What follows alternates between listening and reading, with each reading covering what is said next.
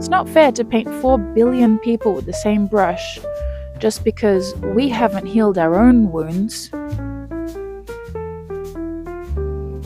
You know, Jessica?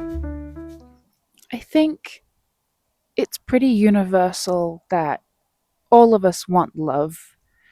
Even if we've sworn off relationships and we're not dating anyone, even if we're happy with our own lives the way that they are, and we've got good friends and we've got people close to us who care about us, and we're quite satisfied in a lot of ways, the vast majority of us do want love. We do want a loving romantic relationship, and yet it can be so off-putting to actually seek these relationships out, because it's not always just about other people, but a lot of the time we ourselves don't actually know what love is. It's this thing that we know we want.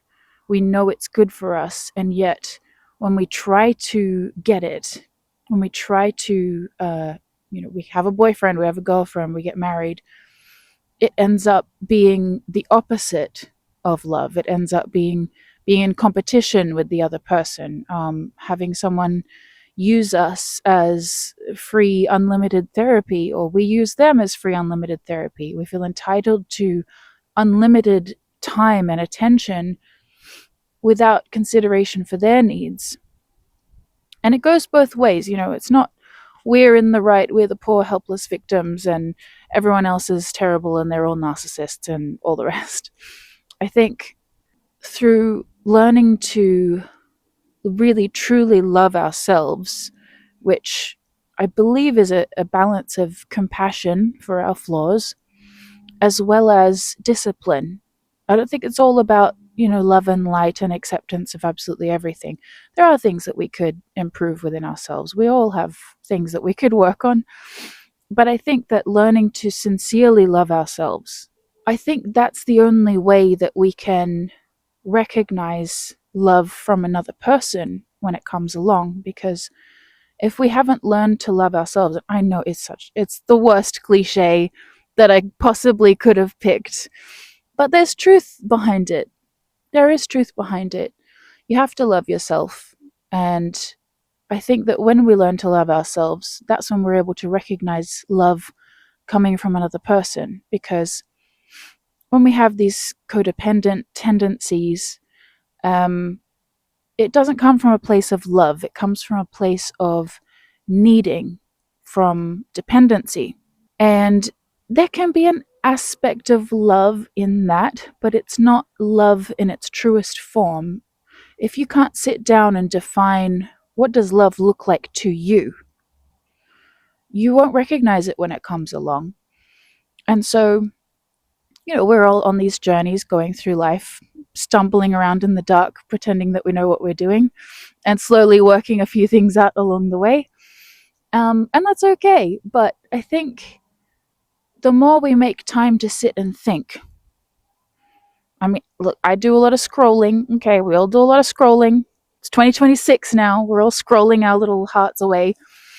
But taking time away from screens, a lot of us work in front of screens, and then we go home and we sit in front of a screen. We go from one screen to another screen, the work screen to the relaxation screen. And it's a bit sad, isn't it? It is a bit sad. And it doesn't give us time to sit and really think and reflect and live consciously, live making these conscious decisions of what exactly do you want from love? What does love actually mean to you? What does love from another person look like to you? And how can you show yourself that love before you even go out into the world looking for a romantic partner? Because when you're not showing up for yourself with love every single day, you don't know what it looks like. You don't know what it feels like. When you show love to yourself and, you treat yourself, but you don't indulge yourself. Healthy balance. When you treat yourself like that for months and months and months, your nervous system gets used to it. And the reason I say months, I'm not just throwing out random timelines that are completely meaningless. I mean, it takes a minimum of 3 months for your nervous system to start adjusting. Start. It's not fully adjusted, but it starts to make permanent changes at around the 3 month mark. That's scientific research. That's not just my opinion. So when we're serial daters, we're out there dating, jumping from one romantic experience to another because we can't be alone, we can't be with ourselves. We don't allow ourselves the space to really experience the love that can come from within us. And it's only when we experience that we can recognize it in another person. I have had one serious relationship in the last, I think, 6 or 7 years. And that lasted, it was 2 years out of those, I think it was 6 or 7 years. And even that wasn't enough time. I still wasn't ready. I hadn't quite let go of the codependent tendencies that I had, the um, the mothering tendencies that I had towards partners.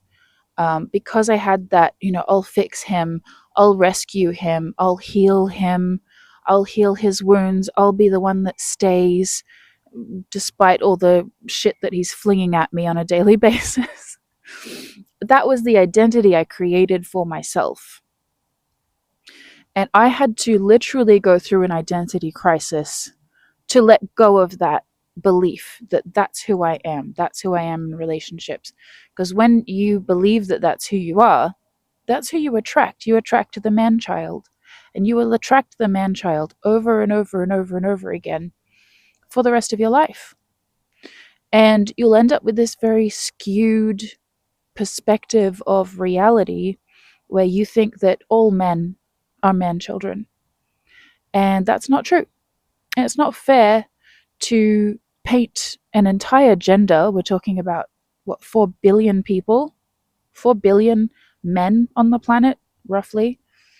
It's not fair to paint 4 billion people with the same brush just because we haven't healed our own wounds. You know, Jessica? Okay. We're not healing our own wounds. We're not taking responsibility for our own role in the dynamic. If you don't have that, I'm the healer, I'm the fixer, I'm the rescuer, I'm going to be his new mummy, I'm going to take care of him. If you don't heal that within yourself, you're not going to attract a man who wants to actually show up as a man. Because men who want to be real men, they don't want to be mummied, they don't want to be babied like that. They want to step up, they want to take responsibility. And it's only been very recently that I have finally, I think, let go of all that. I mean, so many months ago, I think I had finally made that breakthrough within myself where I didn't want to take on other people's problems anymore. In a healthy way, I'll help out a friend. I will be a listening ear, but within a healthy framework, if you know what I mean. But I think that this is what it comes back to, is what I was saying at the beginning, is if you can't define love, like, what does love look like to you? What do you want it to look like? Because if you go to define love, you got to write it down in your journal. And if you can genuinely write down in your journal, what I want in a relationship, I want a man who doesn't take responsibility. I want a man who can't apologize in any kind of meaningful way. I want a man who uses weaponized incompetence so that he doesn't have to do just basic normal things. I want a man who gaslights me when I tell him that something he's done is hurting me. I want a man who minimizes the things that I'm doing, who doesn't encourage me. Like, is that what you would write down? I hope not, Amanda. But that's what a lot of us are putting up with. And then we make excuses for it because we're too attached to the relationship, we don't want to let it go, and we'll sacrifice our own needs um, in order to preserve the relationship, because we know that if we put our own needs first, the relationship would disintegrate, because we know, intuitively, we know that we are not dealing with someone who wants to have an equal partnership, who wants to be equally yoked. And that's the reality check. I don't think that we can have partnerships with these types of people. This goes for men as well. I know some of you are out here dealing with women who are like this. They're literal women childs, whatever. Throwing tantrums, screaming, shouting, slamming things, having an absolute meltdown because you said no to something that was completely reasonable to say no to. It goes both ways. It goes both ways. What the hell was I saying? Live consciously. Live consciously. Yeah. Decide what it is that you want. And don't settle for anything else. And don't let anyone tell you that you're asking for too much. Because I recently I started seeing someone a couple months ago. Sort of by accident, actually. I wasn't looking, but here we go. And I asked him to get me something from the shop. What was it? What did I ask him for? Um, that's it. I was going to make us a dessert. I was going to make lemon posset. I did make lemon posset. And I asked him, I said, because I was flat out with work, and I said, would you mind picking up some gelatin from the shop? And he said, yep, sure, no problem. He went to the shop. I said gelatin sheets. You can get gelatin in sheets. You can get it as powder. I don't know if there's any other form of gelatin, probably. Who knows? I've just always used the sheets. So I said, could you get me some gelatin sheets? He's like, yeah, no problem. I was like, thank you, you're a lifesaver. And he went to the shop. He couldn't find gelatin sheets. So what did he do? He texted me. He said, I can't find the sheets. I've looked in a few different shops now. Is powder okay? I found gelatin powder. Like, how much do you need? Is powder going to be all right? And I honestly, it sounds completely ridiculous, but just reading that message, I could feel like, you get that little prickling feeling where you feel like you're about to cry. That little prickling feeling like I was going to cry. Because I just thought so many people would just not say anything. And, you turn up and you go, oh, like, where's the gelatin sheets? Oh, I couldn't find them. You know what I mean? And it's such a small thing. And yet it is actually very meaningful, in my opinion, because it's meaningful to me that he cared enough to go to multiple shops, which I never would have asked him to do. I wouldn't have expected that. I'm not a very demanding person. He went to multiple shops looking for gelatin sheets.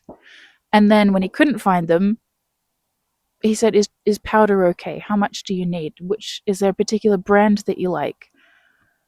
Like, that is what it's like. Those are the little things. It's not the grand gestures. It's not the 50 billion red roses on Valentine's Day. It's not the being proposed to on a yacht with bloody blah, blah, blah, blah, blah, blah. It's not going out to all the fancy restaurants. It's not, I love you, you're my whole world, I've never known any woman like you, you're not like other women, blah, blah, blah. Mm-mm. It's the little things. And I know that's so insignificant in the grand scheme of things, and yet something that I've found is the way someone shows up for you in the small ways is how they'll show up for you in the big ways. Whereas someone who is going to let you down on the big things, they'll let you down on the small things. They're letting you know right from the beginning, you can expect below bare minimum effort from me. And I will still have full expectations placed on you. but I'm going to use weaponized incompetence. I'm going to always be late. When you ask me to do the dishes, I'll make sure I break at least 3 or 4 of your favorite things so you don't ask me to do it again. It's the small things that you look out for that make you feel loved. So when you decide for yourself, what does love look like? What do I want love to look like in my life? First of all, that's how you should be showing up for yourself.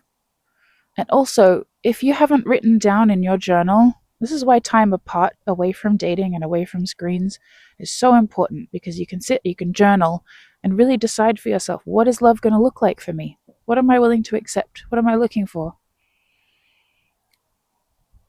Do I want a man who's going to go to multiple shops, running around looking for gelatin sheets, and then when he can't find them, check with me and say, hey, is this okay? Which brand do you want? How much do you need?